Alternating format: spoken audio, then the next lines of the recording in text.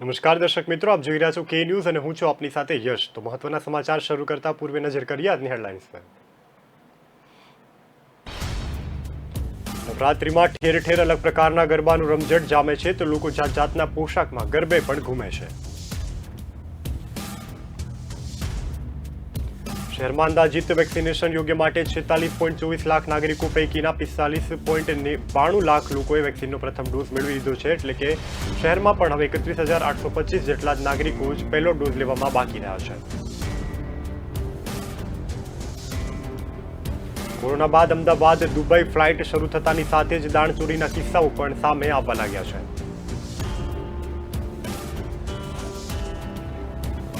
તાજેતરમાં ઇન્કમટેક્સમાં જુદા જુદા કાયદાઓને લઈ અને સુધારો કરી રોકડ રકમના વ્યવહારો ઉપર નજર રાખવામાં આવી રહી છે।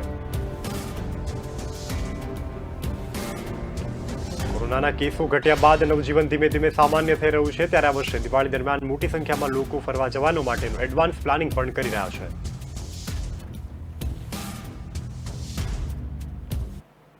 તો હવે જોઈએ સમાચાર વિગતવાર। નવલા નવરાત્રિની અંદર લોકો ઠેર ઠેર અલગ પ્રકારના પોશાક પહેરી અને ગરબાની રમઝટ બોલાવતા હોય છે। જાત જાતના પોશાકમાં ગરબે રમે છે।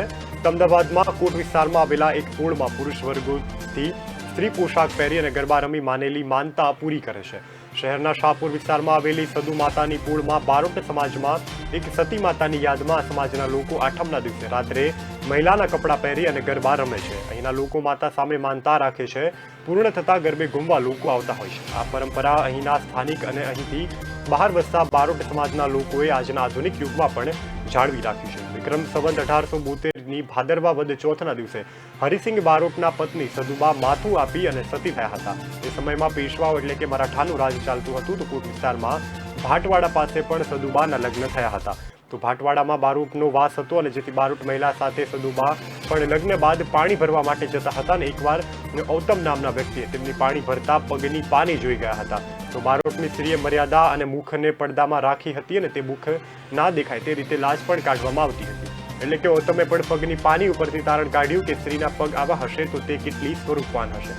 આ વાત ભદ્ર કિલ્લા જઈ અને રાજાને કરી અને કહ્યું કે કોટ વિસ્તારમાં એક સ્ત્રી છે તે ખૂબ જ સ્વરૂપવાન છે, આપના કિલ્લામાં શોભે એવી છે। જેથી રાજાએ પણ પોતાના સિપાહીઓને ભાટવાડે જવાનો આદેશ કર્યો અને ભાટુરજીને તેડું મોકલ્યું કે તે સમય સમાજના ભદ્ર ગયા અને રાજાએ સદુબાની માંગ કરી, પરંતુ બારોટનો ભાટવાડ કર્યા વગર સમાજની ઇજ્જત જશે તેવું વિચારવા લાગ્યા અને રાજાએ કોઈ પ્રત્યુત્તર ન મળતા બારોટ સમાજ સાથે જંગ લડવાનું નક્કી કર્યું હતું। તેની વાત સદુબા સુધી પહોંચી હતી અને સદુબા પણ અચંબામાં મુકાયા હતા। તો શસ્ત્ર કારણ વર્ણન લખવામાં આવી રહ્યું છે કે 300થી વધુ બારોટોએ રાજાના સૈન્ય સામે લડાઈ કરી હતી અને શહીદ થયા હતા, જેથી અન્ય બારોટ પણ ગભરાઈ ગયા અને સામે રાજાનું મોટું સૈન્ય જોઈ અને છુપાયા હતા। ત્યારબાદ સ્તનપાન કરતી દીકરીને છૂટી ફેંકી અને દેવલોક પામી અને ત્યાં તેમનો ફૂલોનો ઢગલો થઈ ગયો હતો। ત્યારબાદ સદુબાએ તેમના પતિ હરિસિંહને કહ્યું હતું કે મારા કારણે જો આ થતું હોય તો મને મૃત્યુ આપી દો। ત્યારથી તેઓ માથું કાપી અને તેઓએ ધરી દીધું હતું। ત્યારથી સતીબાની યાદમાં આવા ગરબાનું આયોજન વર્ષોપૂર્વક ચાલી રહ્યું છે।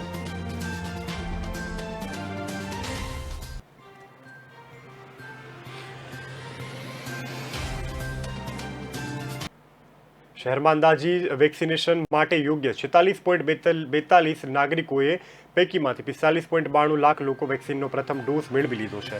એટલે કે શહેરમાં હવે 31,825 જેટલા જ નાગરિકો જ પહેલો ડોઝ લેવામાં બાકી રહ્યા છે। કેન્દ્ર સરકારની ગાઈડલાઈન પ્રમાણે દેશમાં વેક્સિનેશન ચાલી રહ્યું છે, તો તેમાંથી 67% જેટલી છે, જ્યારે શહેરમાં પણ વેક્સિનનો પ્રથમ ડોઝ લેનારની સંખ્યા 99.31%એ પહોંચી ગઈ છે। મ્યુનિસિપલ દ્વારા તમામ નાગરિકોને વેક્સિનેશનના બંને ડોઝ લે અને સુરક્ષિત થયા તેવો પ્રયાસ પણ કરવામાં આવી રહ્યો છે। તો હાલના આંકડા મુજબ શહેરમાં 51.35% નાગરિકોને બીજો ડોઝ આપવામાં આવ્યો છે। તો શહેરમાં વેક્સિનેશન લેનારમાં 2 lakh health workers, 3.43 lakh front worker અને 18થી 44 વર્ષના 38.96 લાખ નાગરિકો અને 45થી 60 વર્ષના 15.52 લાખ નાગરિકો અને 60 વર્ષથી વધુ ઉંમરના 9.55 લાખ જેટલા નાગરિકોને કોરોનાની રસી મેળવી ચૂક્યા છે। દક્ષિણ પશ્ચિમ ઝોનમાં પણ 196 નાગરિકો, પૂર્વ ઝોનમાં 78, ઉત્તર ઝોનમાં 84 અને મધ્યમ ઝોનમાં 75 નાગરિકોએ ઘર સેવા વેક્સિનનો લાભ પણ મેળવ્યો છે। તો આગામી 10મી ઓક્ટોબર વેક્સિન લેનાર 25 નાગરિકોની લકી ડ્રો મારફતે ₹10,000ની કિંમતનો મોબાઈલ ફોન આપવાની જાહેરાત કરાઈ હતી અને આ વિજેતાઓને testing committee chairman Hitesh Barot મારફતે મોબાઈલ ફોન પણ ગિફ્ટમાં વિતરણ કરાયા હતા।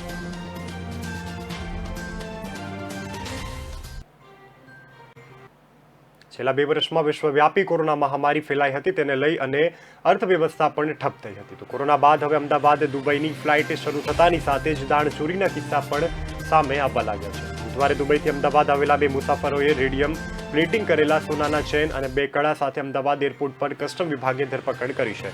તો દાણચોરીની નવી મોડસ અને ઓપરેન્ડી પણ સામે આવી છે. તો દાણચોરીનું 471 ગ્રામ અંદાજે રૂપિયા 23 લાખનું 24 કેરેટ ગોલ્ડ જપ્ત કરવામાં આવ્યું છે. અમદાવાદના ઇન્ટરનેશનલ એરપોર્ટ પર દુબઈથી આવેલા 2 મુસાફર ઇમિગ્રેશનમાં પાસપોર્ટ સ્કેન કરી અને કન્વેયર બેલ્ટ તરફ જતા હતા અને મુસાફરની શંકાસ્પદ હિલચાલ થતા કસ્ટમ અધિકારીઓએ તેના ચાંદી જેવી લાગતી જાડી અને ચેન પગમાં પહેરેલા ચાંદી જેવા કડાની તપાસ હાથ ધરી હતી. તો જેમાંથી 24 કેરેટ ગોલ્ડ ઉપર રેડિયમનું બ્લેન્ડિંગ કરવામાં આવ્યું હોવાનું પણ સામે આવ્યું છે. તો આમ રેડિયમનો ઢોળ ચડાવી અને સોનાની ચેન અને કડાની દાણચોરી નવી ટેકનિક કસ્ટમના અધિકારીઓએ ઝડપી પાડી છે. અત્રે ઉલ્લેખનીય છે કે થોડા દિવસ પહેલા એક યુવકને ઝબ્બામાં બનાવેલા ખાસ કિસ્સામાં પણ 14 આઈફોન સાથે કસ્ટમ વિભાગે તેને ઝડપી પાડ્યો હતો.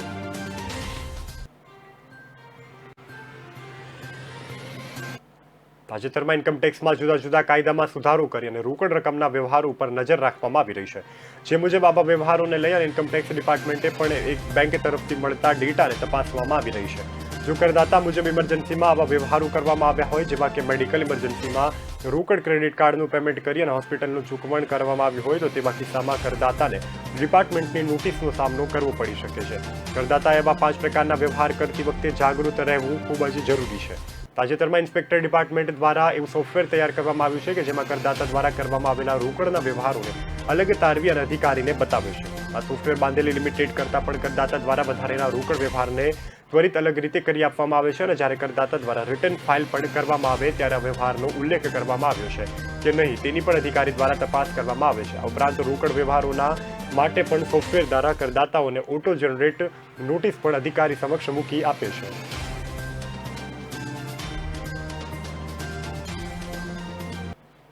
કોરોનાના કેસ ઘટ્યા બાદ હવે જનજીવન ધીમે ધીમે સામાન્ય થઈ રહ્યું છે.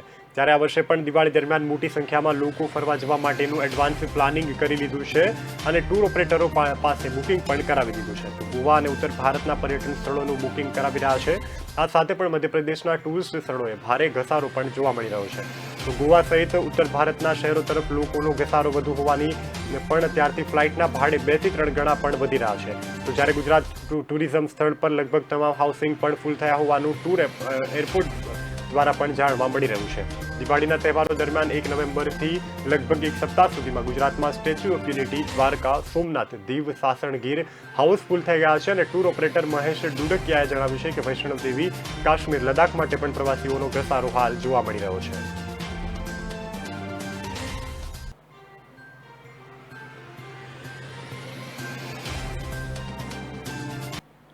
સમય થયો છે નાનકડા વિરામનો. વિરામ બાદ ફરી મળીશું.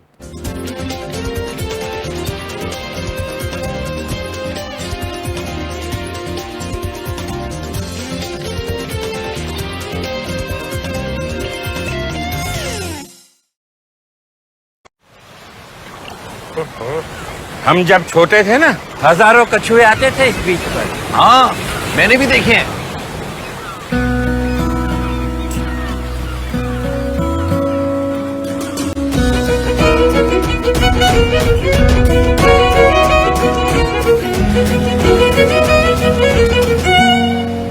क्या कर रही हो बेटा? कछुओं के लिए जगह बना रही हूँ ताकि वो दोबारा वापस आ सके. मुझे भी तो देखने हैं कछुए.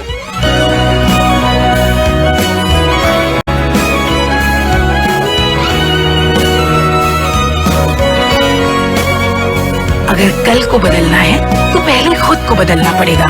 सर्फ एक्सेल में हमने भी की है एक शुरुआत खुद को बदलने की. Surf Excel Matic liquid 100% eco friendly actives के साथ मुश्किल दाग निकाले और पर्यावरण का भी रखें ख्याल.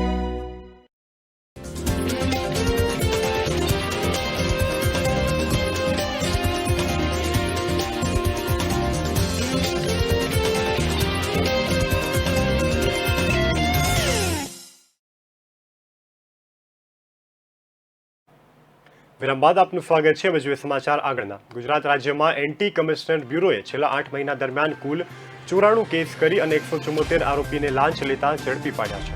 તો નોંધનીય બાબત એ છે કે 8 મહિનામાં એબીસીના કુલ 9 અધિકારીઓએ પાસેથી ગેરકાયદેસર ભ્રષ્ટાચાર કરી એકત્ર કરેલી સ્થાવર અને જંગમ મિલકતો મળી અને કુલ 56.20 કરોડની બેનામી મિલકતો જપ્ત કરી અને અધિકારીએ જેલના સળિયા પાછળ ધકેલી દીધા છે.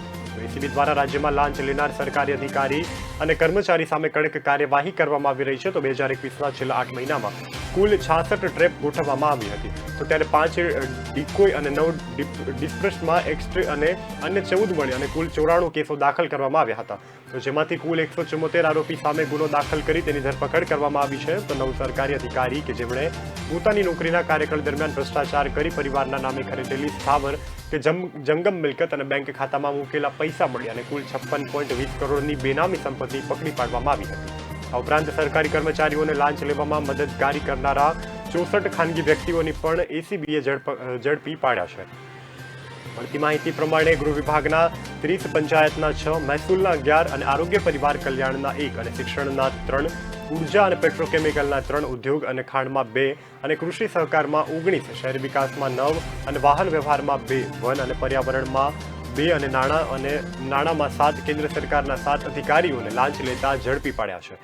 તો ગત વર્ષે 2020માં પણ રાજ્યના અલગ અલગ વિભાગના કુલ 38 અધિકારી કર્મચારીઓને રૂપિયા 50.11 કરોડ આવક કરતા પણ સંપત્તિના રૂપમાં સામે આવ્યા હતા.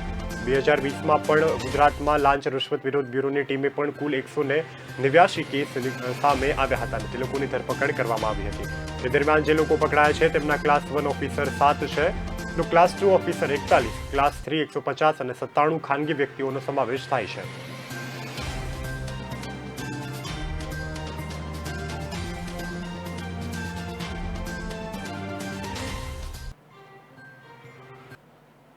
બારસો બેડ સિવિલ હોસ્પિટલમાં કોરોનાના પ્રથમ દર્દી નોંધાયાના 555 દિવસ બાદ સિવિલમાં કોરોનાનો એક પણ દર્દી સારવાર હેઠળ નથી. એટલે કે હવે સિવિલ હોસ્પિટલમાં કોરોના મુક્ત બનતા હોસ્પિટલના ડોક્ટર્સ, સ્ટાફ અને હોસ્પિટલ તંત્રએ પણ રાહતનો શ્વાસ અનુભવ્યો છે. જોકે ભવિષ્યમાં ઊભી થનારી પરિસ્થિતિને ધ્યાનમાં રાખી અને 1200 બેડ હોસ્પિટલમાં 200 બેડ કોવિડના દર્દી માટે રિઝર્વ રખાયો છે. તેમજ લોકોને કોરોનાની ગાઈડલાઈનનું પાલન કરવા હોસ્પિટલ તંત્રએ અપીલ પણ કરી છે. કોરોનાના કેસમાં સતત વધારો થતા 1200 બેડ સિવિલ હોસ્પિટલે માત્ર કોરોનાની સારવારની જવાબદારી સોંપવામાં આવી હતી. તો 2020થી લઈ અને 7 એપ્રિલ હોસ્પિટલમાં કોવિડનો પ્રથમ દર્દી દાખલ થયો હતો. ત્યાર પછી આજે હોસ્પિટલ કોરોના મુક્ત બની છે અને સિવિલ હોસ્પિટલના સુપ્રિન્ટેન્ડન્ટ ડોક્ટર રાકેશ જોશી જણાવી રહ્યા છે કે શહેરમાં કોરોનાના પગે સારા થતા બાદ 7 એપ્રિલ 2020ના રોજ કોરોનાનો પ્રથમ દર્દી દાખલ થયો હતો. ત્યારબાદ પૂર્વ મુખ્યમંત્રી દ્વારા સિવિલમાં 1200 બેડ હોસ્પિટલને કોરોના ડેડિકેટેડ હોસ્પિટલ જાહેર કરવામાં આવી હતી. ત્યારબાદથી લઈ અને આજ સુધી એટલે કે 555 દિવસ બાદ 1200 બેડમાંથી કોરોનાનો છેલ્લો દર્દી કોરોના મુક્ત થતા તેને સિવિલ હોસ્પિટલમાં શિફ્ટ કરાતા હવે 1200 બેડમાં કોરોનાનો એક પણ દર્દી સારવાર હેઠળ નથી. તો આ ખૂબ જ રાહતના સમાચાર કહી શકાય છે. તો કોરોના દર્દીના ભારે ઘસારાને લીધે સતત 28 દિવસ સુધી દર્દીને દાખલ કરવા માટે પણ 108 અને એમ્બ્યુલન્સની લાઈનો પણ લાગતી હતી. જોકે છેલ્લા 1.5 મહિનાથી કોરોનાના કેસમાં ઘટાડો થતા હોસ્પિટલમાં દાખલ દર્દીઓનો પણ આંક સિંગલ ડિજિટમાં પહોંચ્યો છે. તો થોડા સમય અગાઉ પણ સોલા સિવિલમાં એક કોરોનાના દર્દી સારવાર હેઠળ નહોતો. તો ખાનગી હોસ્પિટલોમાં પણ હવે કદાચ ગણ્યા ગાંઠા જ દર્દીઓ સારવાર લઈ રહ્યા હશે.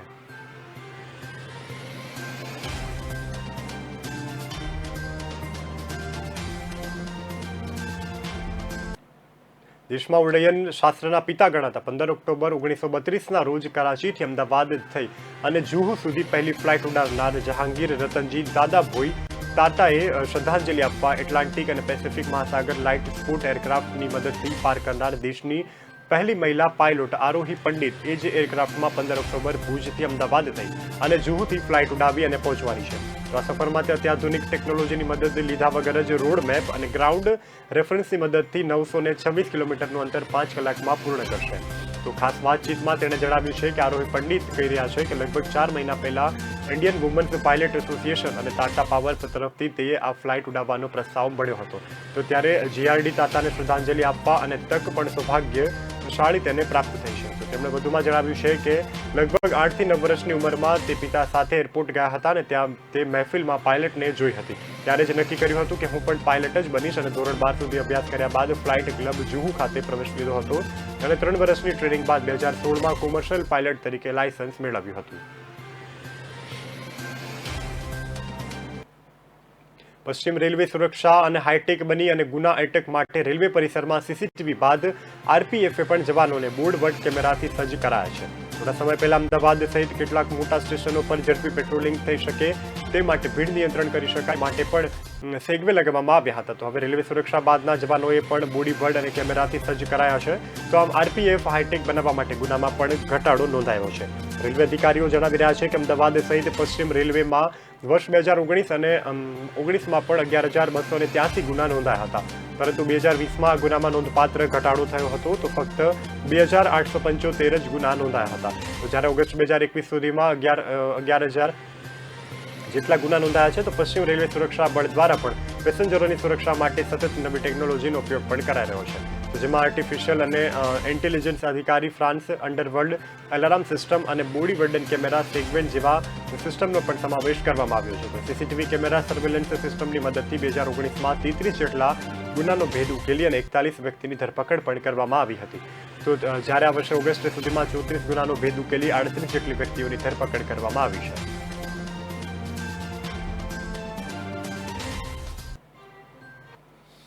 દેશભરમાં પેટ્રોલ અને ડીઝલના ભાવ ભડકે બળી રહ્યા છે. તો આ ભાવ વધારાથી લોકોના તહેવારોની મજા પણ ખરાબ કરાશે તેવું નક્કી છે. દેશમાં મોટા ભાગમાં શહેરોમાં ડિજિટલમાં પણ ભાવમાં ફેરફાર થઈ ચૂક્યા છે. જોકે રાજસ્થાનમાં તો ભાવ વધારાના નવા વિક્રમે સર્જી રહ્યા છે. તો રાજધાની જયપુરમાં તો સાદા પેટ્રોલના ભાવ પ્રતિ લીટર 111.91 રૂપિયા છે અને તેમાં પણ પ્રતિ લીટર પેટ્રોલનો ભાવ 116 રૂપિયા પર પહોંચ્યો છે. તો જ્યારે ડીઝલ પણ પ્રતિ લીટર 103.7 રૂપિયાને ભાવે વેચાયું છે. તો લોકોમાં બજેટ પણ વધવા જતાં ભાવ પર અસર પડી રહી છે. રાજસ્થાનમાં સરહદને અડી અને આવેલા વિસ્તારોમાં પણ પેટ્રોલ ડીઝલના ભાવ અન્ય વિસ્તારોના મુકાબલે વધારે છે. તો તેના કારણે પણ શ્રી ગંગાનગર સહિતના કેટલાક જિલ્લાના લોકો પણ વાહનોની ટાંકી ફૂલ કરાવવા માટે પંજાબ અને હરિયાણાની સરહદ પર જઈ રહ્યા છે. તો રાજસ્થાન કરતાં પણ ભાવ ઓછા છે.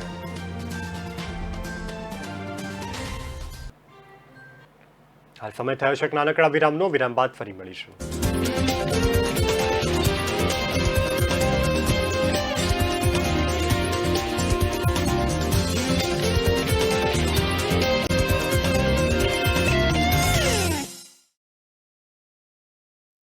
પ્રજાના પ્રાણ પ્રશ્નોને વાચા આપે છે કે ન્યૂઝ. વાત ગામડાની હોય કે ખેડૂતના ખેતરની, કૃષિ બજારની હોય કે મોંઘવારીના માર્ગની, મહિલાની મૂંઝવણ હોય કે નાના વેપારીના મનની ગૂંચવણ, વિદ્યાર્થીની વાત, પ્રજાને મૂંઝવતી તમામ વાત એટલે જનતાની વાત. ઉઠાવો ફોન અને ડાયલ કરો. કે ન્યૂઝ રજૂ કરશે જનતાની વાત જનતાના મુખે.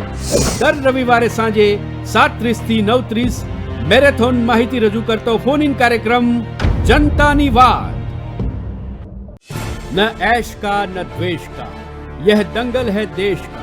सुलगती समस्याओं के जुलसते सवालों का होगा दंगल देश का. प्रशासन के प्रश्नों को लेकर होगा दंगल देश का. शिक्षा, स्वास्थ्य, समाज, कानून और व्यवस्था के आज क्या है हालात. सोमवार से शुक्रवार रोज रात 8 बजे जलपा क्षत्रिय के साथ दंगल देश का.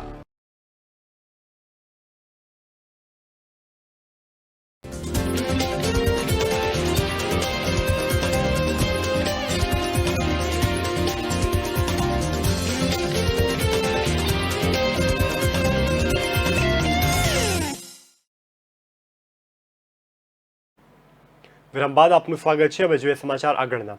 અફઘાનિસ્તાનની રાજધાની કાબુલ અને અન્ય 2 વિસ્તારોમાં અંધારપાટ છવાઈ જવા પામ્યો છે. એક રિપોર્ટમાં કહેવામાં આવ્યું છે કે અફઘાનિસ્તાનની સરકારી વીજળી કંપની ધ અફઘાનિસ્તાન બ્રિટિશના શેરપત દ્વારા મધ્ય એશિયાના ઉઝબેકિસ્તાન જેવા દેશો પાસેથી વીજળી લઈ અને પૂરી પાડે છે. તો વીજ કંપની પર $6.2 કરોડ દેવું છે અને આ રકમ તેની વીજ સપ્લાય માટે પણ ચૂકવવાની છે. તો તાલિબાનનું શાસન આવ્યા બાદ દેશમાં વેપાર ધંધાને મોટો ફટકો પડ્યો છે. તો બહારથી વીજળી ખરીદવા માટે પણ તાલિબાન પાસે પૈસા નથી. બીજો કોઈ રસ્તો પણ નથી. તો આગામી શિયાળામાં અફઘાની નાગરિકો પર વીજ સંકટનું પણ મોટું એક ટોળું મંડરાઈ રહ્યું છે. જાણકારોનું કહેવું છે કે કાબુલ જેવું જ વીજ સંકટ આખા અફઘાનિસ્તાન પર આવી શકે છે અને તાલિબાને સત્તા કબજે કર્યા બાદ પણ અફઘાનિસ્તાનની ઇકોનોમી બેનામ થઈ ચૂકી છે. તો બેન્કિંગ સિસ્ટમમાં પણ ઠેકાણા નથી રહ્યા અને અમેરિકાએ પણ અફઘાનિસ્તાનની અબજો ડોલરની રકમ પણ ફ્રીઝ કરી રાખી છે.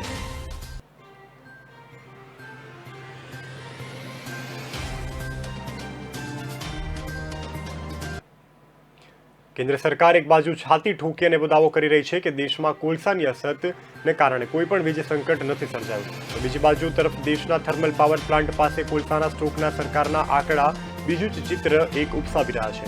જેમ કે દેશમાં 135 પાવર પ્લાન્ટ એવા છે કે જ્યાં કોલસાનો ઉપયોગ વીજળી બનાવવા માટે કરવામાં આવે છે, તો આ પૈકીના 18 પ્લાન્ટ પાસે કોલસાનો સ્ટોક જ નથી. બીજી તરફ 20 જ પ્લાન્ટ એવા છે કે જ્યાં 7 દિવસ કે તેથી વધારે ચાલે તેટલો કોલસાનો સ્ટોક પર્યાપ્ત છે. તો વીજ સંકટના આંકડા પ્રમાણે પણ 12 ઓક્ટોબર સુધીમાં દેશમાં 18 પ્લાન્ટ સામે કોલસાનો એક પણ દિવસનો સ્ટોક નહોતો, તો 26 પ્લાન્ટ પાસે એક દિવસ ચાલે તેટલો જ કોલસો બચ્યો હતો. તો 20 પ્લાન્ટમાં પણ 7 કે તેના કરતાં પણ વધારે દિવસ માટેનો કોલસાનો સ્ટોક ઉપલબ્ધ છે. તો કોલ ઇન્ડિયા દ્વારા પણ કોલ રેકોર્ડ ઉત્પાદન બાદ આ પ્રકારની સ્થિતિ સર્જાઈ છે. આ વર્ષે પણ ઓગસ્ટથી સપ્ટેમ્બર વચ્ચે કોલસાનું 149.8 મિલિયન ટન ઉત્પાદન થયું છે, તો જે ગત વર્ષે પણ આ સમયગાળા દરમિયાન થયેલા ઉત્પાદન કરતાં 13.8 મિલિયન ટન વધારે છે. પછી પણ આ સંકટ કેવી રીતે સર્જાયું તે અંગે પણ સરકારનું કહેવું છે કે કોરોના બાદ ઇકોનોમીમાં આવેલા રિકવરીના કારણે પણ વીજની માંગ વધી છે અને સાથે સાથે વિદેશથી આયાત થનાર કોલસાની કિંમત વધવા આયાત પણ ઘટી છે. જો કે એક વાત એ પણ સામે આવી રહી છે કે આ વર્ષે પણ માર્ચ મહિનામાં પાવર પ્લાન્ટને કોલસાનો સ્ટોક રાખવા સલાહ અપાઈ હતી, પણ તેને નજરઅંદાજ કરવામાં આવી હતી.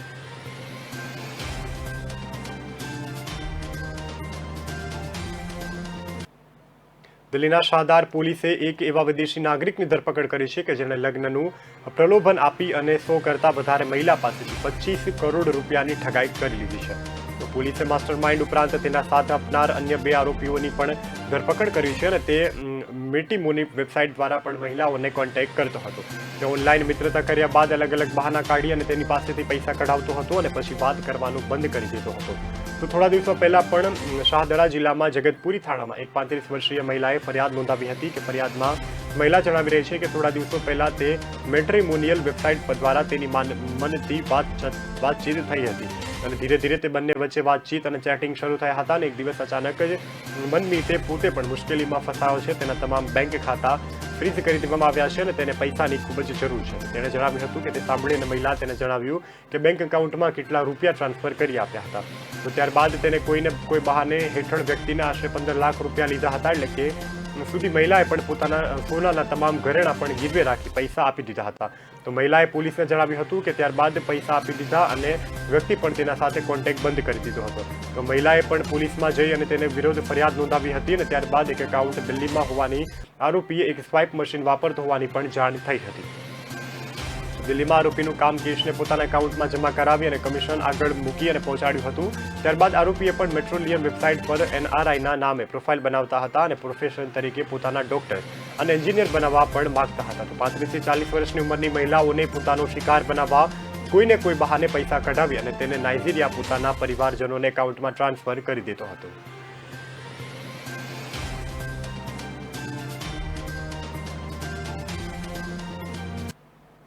મહારાષ્ટ્રના ગૃહમંત્રી વસલે પાટીલે મંગળવારે NCB મુંબઈ ઝોનલ યુનિટમાં ડાયરેક્ટર સમીર વાનખેડેની જાસૂસી થતી હોવાની આક્ષેપનો નકારી કાઢ્યો છે.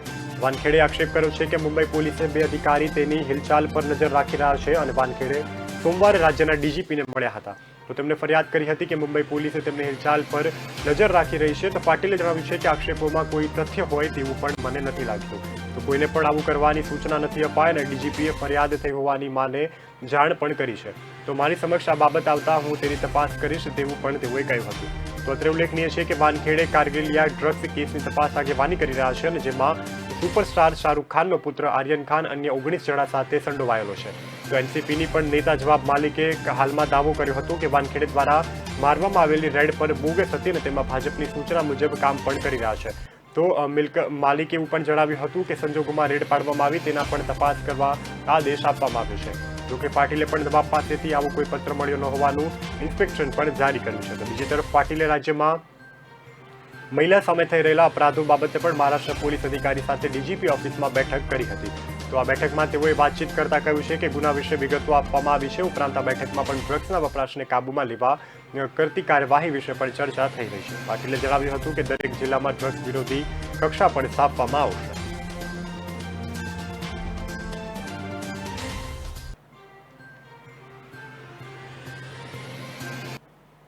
ખેડૂત આંદોલનનું સમર્થન કરવા બદલ સાઇડ લાઇન કરી દેવાયેલા ભાજપ સાંસદ વરુણ ગોધાએ ફરી એક વખત પોતાની સરકાર પર નિશાન સાધ્યું છે. વરુણ ગાંધીએ પૂર્વમાં PM પાટીલ અને બિહાર વાજપેયીનું એક ભાષણ શેર કર્યું છે જેમાં વાજપેયીએ તાત્કાલિક પીએમ ઇન્દિરા ગાંધીને ચેતવણી આપી હતી કે ખેડૂતોના શાંતિપૂર્ણ આંદોલનને કચડી નાખવાની કોશિશ ના કરતા. આ ભાષણ 1980નું છે કે જેની વિડીયો ક્લિપ પણ શેર કરવાની સાથે સાથે વરુણ ગાંધીએ કહ્યું છે કે ઉદાર દિલ ધરાવતા નેતા, સમજદારી ભર્યા શબ્દો. આ ક્લિપમાં વાજપેયી કહી રહ્યા છે કે સાંભળો, સરકાર ખેડૂતોને દબાવશે તો કાયદો પણ દુરુપયોગ કરશે તો શાંતિપૂર્ણ આંદોલન કચડાશે અને આ આંદોલનમાં સામેલ થતા ખડકાઈ પણ ઊભી થશે. ઉલ્લેખનીય છે કે ખેડૂતોના સમર્થનમાં નિવેદન આપ્યા બાદ વરુણ ગાંધી તેમજ તેમના માતા અને પૂર્વ કેન્દ્રીય મંત્રી મેનકા ગાંધીને પણ ભાજપની રાષ્ટ્રીય કારોબારીમાં સામેલ કરવામાં આવ્યા નથી.